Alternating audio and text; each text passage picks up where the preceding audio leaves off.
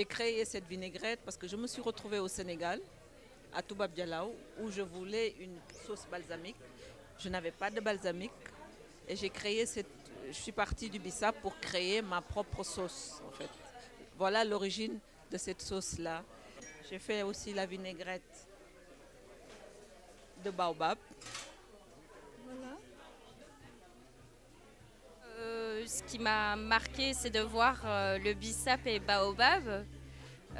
Et du fait que c'était en forme de vinaigrette, ça m'a quand même interpellée. Je me suis demandé ce que ça goûtait. Et j'avoue que, surtout celui-là au baobab, ça m'a énormément plu. Et c'est vraiment des épices qui restent longtemps, les saveurs restent longtemps dans la bouche, quoi. D'ailleurs, je vais en prendre un là maintenant.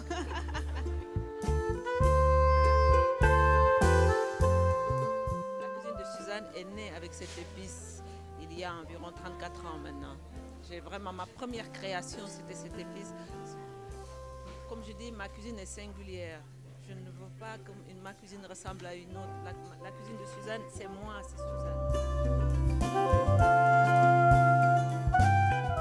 Je m'appelle Suzanne Badiane. Effectivement, je suis originaire de la Casamance, mais j'ai grandi en partie en France et puis en Belgique. Quand je parle de cuisine, je parle surtout de cuisine retournée aux sources, aux fondamentaux. J'aime appeler ça la cuisine génétique parce que je pense qu'il y a une cuisine génétique, une cuisine qui correspond à chaque individu.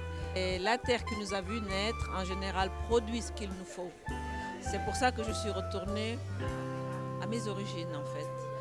Ma cuisine est comme une adolescente qui a fugué, qui a sillonné le monde, et qui est retourné au bercail pour se rendre compte qu'à la maison, il y a ce qu'il me faut. C'est pour ça que je prône cette cuisine actuellement. Mais au départ, j'ai étudié la cuisine française et je me sers de cette formation pour justement développer tous ces produits-là et faire une cuisine afrofusion, une cuisine qui fusionne, je dirais pas l'Europe et l'Afrique, mais qui fusionne le monde. Parce que quand j'aime un produit, quelle que soit l'origine de ce produit, j'aime le travailler. Et quand j'aime le travailler, et des fois me dire, bon, ce produit-là vient de tel pays, est-ce qu'il n'y a pas un aliment africain qui ressemble, qui pourrait aller avec cet aliment dans ma cuisine? Sans la cuisine, j'aurais jamais osé me présenter devant vous. La cuisine me sert pour communiquer. Même quand je suis en colère, je cuisine. Et pour cuisiner, je pense qu'il faut aimer les gens. Je suis Hélène Mavard. Je suis pharmacienne. Je suis prof à l'université.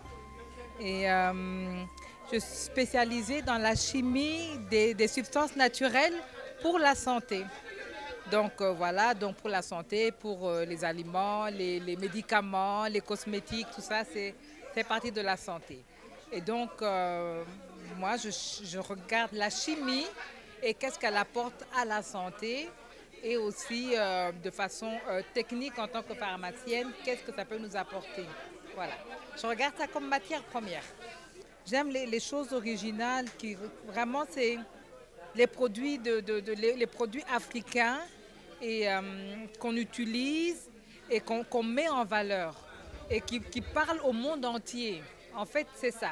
Ce n'est pas des produits africains qui parlent qu'à l'Afrique, mais qui parlent au monde entier. On parle beaucoup de cuisine bien-être pour le moment. Et nous, on est dans ça. Et on est dans ça tellement tous les jours qu'on ne se rend même pas compte qu'on est dans la cuisine bien-être.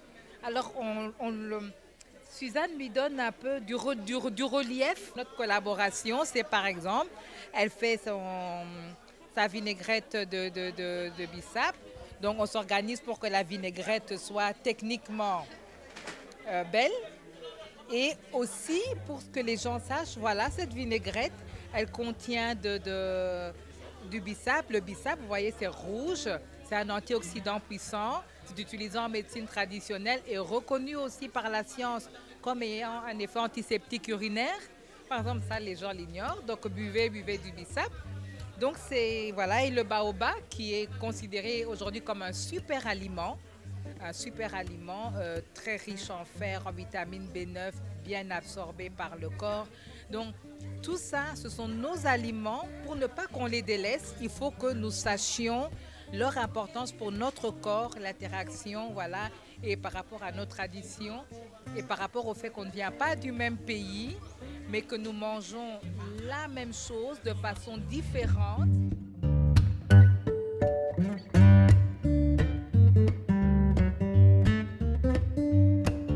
En fait, je fais de la pâtisserie avec les niébés. Là aussi, il y a une histoire, une raison pour laquelle j'ai créé cette recette. Parce que j'ai de l'anémie. Un de mes enfants a de l'anémie. Et le seul moyen que j'avais trouvé pour lui faire manger du niébé, c'était de le transformer. J'appelle ça travestir. Je travestis l'aliment. Et j'en ai fait un gâteau au chocolat. Voilà. Un moelleux au chocolat avec du niébé. Que c'est possible. Tout le monde peut le faire. La femme qui se trouve au fin fond du Sénégal peut faire ça. Si elle n'a pas de four, elle peut faire des pancakes. Voilà. C'est ce que j'aime là dans cette histoire-là, aller vers les femmes. Au fin fond de chaque village, il y a du niébé, ça ne coûte pas cher. Avec 1 kilo de niébé, on peut faire le petit déjeuner, le plat du midi et le dessert avec seulement du niébé. C'est un aliment très très riche en protéines. Hein.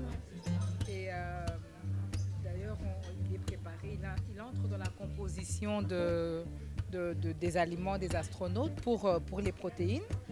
Et il contient aussi pas mal de minéraux qui sont intéressants. Et ici, quand on le cuisine comme ça, en général, les farines qu'on a sur le marché, elles contiennent moins de fibres parce qu'on enlève la partie extérieure. Mais ici, donc on a toute la graine. Et donc, c'est aussi en même temps riche en fibres et c'est plus digestible parce que la recette qu'elle utilise permet que ce soit plus digestible.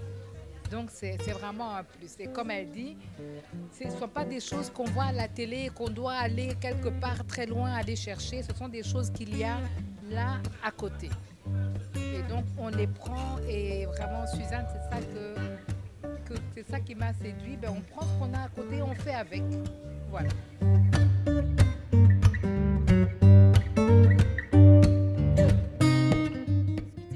Par rapport au livre aussi, on se demandait quel était le genre de cuisine en fait qu'elle préparait, et c'est Afrofusion, donc c'est un mélange voilà, de produits africains et occidental quoi. Et donc on a un peu regardé aussi son livre qui a l'air pas mal d'ailleurs. Un livre où je parle des histoires qui m'ont mené à certaines recettes. Comme je vous l'ai dit tout à l'heure, la cuisine est un moyen de communication pour moi. Et là, je parle des anecdotes qui m'ont amené à certaines recettes. Par exemple, j'ai une recette que je n'ai pas inventée, c'est le mafé. Mais j'en parle plutôt parce que le mafé, mon frère était dans le coma. Et c'est le mafé qui l'a sorti du coma. Aujourd'hui, il a 35 ans. Il était dans le coma pendant 3 mois. Je lui avais promis, s'il me fait signe, je lui ferai du mafé. Et il m'a fait un signe. Et c'est comme ça qu'il est sorti du coma. Merci à vous. Merci à Suzanne. Merci à vous et bonne continuation.